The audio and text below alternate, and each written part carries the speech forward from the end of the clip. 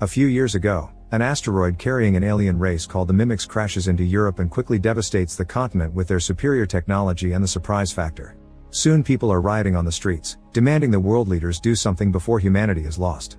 After 5 years, when things look hopeless, an allied army of humans utilizing new mechanized suits wins a major battle in Verdun, and a special forces soldier named Sergeant Vertowski is hailed as a hero after being credited with hundreds of mimic kills.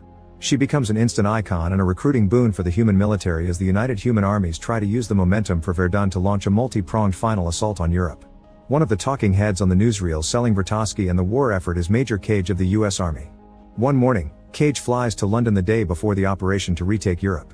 He meets with the commander of the Western Allies, General Brigham, who orders Cage to accompany the first wave of Allied troops to land in France and provide ground coverage for the media. Cage was an ROTC cadet in college and has no experience in the field, so he does not want to go to battle. He tries various tactics to avoid the deployment, to the point he tries to blackmail the general via the media. At first the general pretends to let him go, but as soon as Cage crosses the door, Brigham makes the guards go after him.